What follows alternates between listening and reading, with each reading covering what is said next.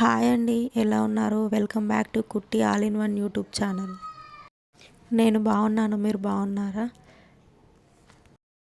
మంచిగా వేడి వేడి స్పైసీ నోరూరించే బిర్యానీ తిందామా? ఈ నోరూరించే రెస్టారెంట్ స్టైల్ బిర్యానీ మనం చేసుకుందామా? ఈ వీడియో ఎడిట్ చేస్తుంటేనే నాకు నోరు ఊరుతుంది, మళ్ళీ బిర్యానీ చేసుకోవాలనిపిస్తుంది. దీనికోసం మనం మంచిగా చికెన్ తీసుకొని దాన్ని వాష్ చేసుకొని దానిలో కొత్తిమీర, కరివేపాకు, కారం, ఉప్పు, పచ్చిమిర్చి, పెరుగు, లవంగాలు, యాలకులు, షాజీరా, దాల్చిన చెక్క, ఇంకా బిర్యానీ ఆకు, స్పైసెస్ అన్నీ యాడ్ చేసుకోవాలి. ధనియాల పొడి ఇక్కడ నేను ఇంట్లో తయారు చేసిన ధనియాల పొడి యూజ్ చేస్తున్నాను. గరం మసాలా కూడా ఇంట్లోనే తయారు చేసుకున్నాను, అదే యూజ్ చేస్తున్నాను. దాంతోపాటు పసుపు, అల్లం ఎల్లిగడ్డ, ఫ్రైడ్ ఆనియన్స్ కోసం మనం ముందే ఆనియన్స్ని సన్నగా చాప్ చేసుకొని ఆయిల్లో డీప్ ఫ్రై చేసుకోవాలి. ఈ విధంగా చేసుకోవడం వల్ల మనకనేది బిర్యానీ చేసేటప్పుడు కొంచెం ప్రాసెస్ తొందరగా అవుతుంది. మనకి మసాలా అనేది డబల్ మసాలా, సింగిల్ మసాలా అనే బిర్యానీ ఉంటుంది కదా, ఆ విధంగా రావాలంటే సింగిల్ మసాలా అన్నప్పుడు కొంచెం ఫ్రైడ్ ఆనియన్స్ తక్కువగా వేసుకుంటే తక్కువగా ఉంటుంది. డబల్ మసాలా అన్నప్పుడు ఫ్రైడ్ ఆనియన్స్ ఎక్కువగా యాడ్ చేసుకోవాలి. వీటితో పాటు మేము ఎవరెస్ట్ వారిది చికెన్ బిర్యానీ మసాలా కూడా యాడ్ చేసాం. మీకు నచ్చితే యాడ్ చేసుకోండి, లేకపోతే స్కిప్ చేయొచ్చు. ఇది పూర్తిగా ఆప్షనల్. ఆల్రెడీ నానబెట్టుకున్న రైస్ ఉంటుంది, దాంతోపాటు ఈ చికెన్ కూడా ఒక హాఫ్ అన్ అవర్ నానబెట్టుకోవాలి. తర్వాత రైస్ బాయిల్ చేసుకోవడానికి వాటర్లో ఇక్కడ చూపిస్తున్న మసాలాలన్నీ, లవంగాలు, యాలకులు, షాజీరా, జీలకర్ర అన్నీ వేసి ఉప్పు కూడా వేసుకోండి. కొంచెం ఆయిల్ కూడా యాడ్ చేయండి. ఉప్పు అనేది ఎంత వేసుకోవాలంటే మన నోటికి టేస్ట్ చేస్తే కొంచెం ఉప్పుగా అనిపిస్తే అది రైస్కి సరిపడా ఉప్పు అవుతుంది. వీటితో పాటు నేను బిర్యానీ మసాలా కూడా యాడ్ చేశాను. పక్క స్టవ్ మీద పెద్ద గిన్నె పెట్టుకొని దానిలో మనం ఇందాక కలిపి పెట్టుకున్న చికెన్ వేసుకోవాలి. ఆ చికెన్ని మీడియం ఫ్లేమ్లో ఒక 10 నుంచి 20 మినిట్స్ ఉడికించుకోవాలి. మధ్య మధ్యలో తీస్తూ కలుపుతూ ఉడికించుకోవాలి, లేకపోతే అడుగంటుతుంది. చికెన్ ఒక 50% ఉడికేదాకా ఉడికించుకోవాలి.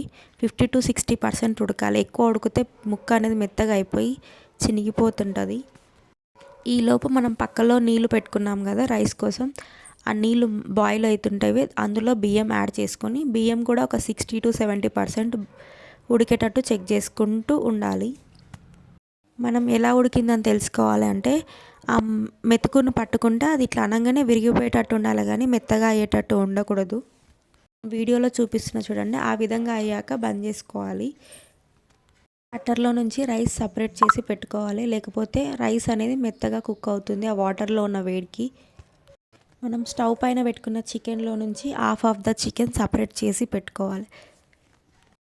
తీసుకున్నాక గిన్నెలో ఉన్న చికెన్ పైన ఒక లేయర్ రైస్ వేసుకోవాలి. హాఫ్ ఆఫ్ ద రైస్ ఇక్కడ వేసుకున్నాక దానిపైన మళ్ళీ ఇందాక మిగిలిన చికెన్ వేసుకోవాలి. ఆ చికెన్ పైన ఇందాక మిగిలిపోయిన రైస్ మొత్తం వేసేసుకోవాలి. ఇలా చేయడం వల్ల చికెన్ టేస్ట్ అనేది రైస్ మొత్తానికి ఈవెన్గా పడుతుంది. టేస్ట్ కూడా బాగుంటుంది ఇలా చేయడం వల్ల. మీరు కూడా ఇంట్లో చేసుకున్నప్పుడు ఈ విధంగా ట్రై చేయండి. టేస్ట్ ఎలా వచ్చిందో నాకు కామెంట్ సెక్షన్లో చెప్పండి. మొత్తం రైస్ వేసుకున్నాక దానిపైన నేను ఫుడ్ కలర్స్ యాడ్ చేస్తున్నాను.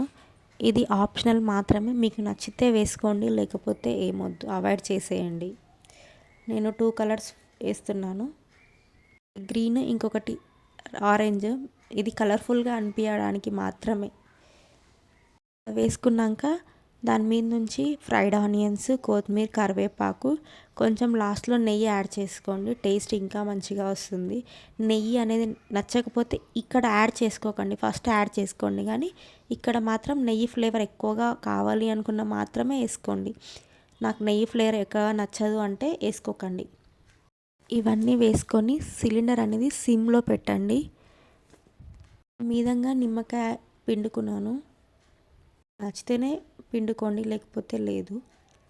ఇలా చేసిన బిర్యానీ మనం మూత పెట్టి ఏదైనా ఒక బరువు, అంటే నేను ఇందాక ఉడికించిన వాటర్ ఉంది కదా, అదే దీనికి బరువుగా పెట్టాను. మీరు ఏదైనా పెట్టుకోండి.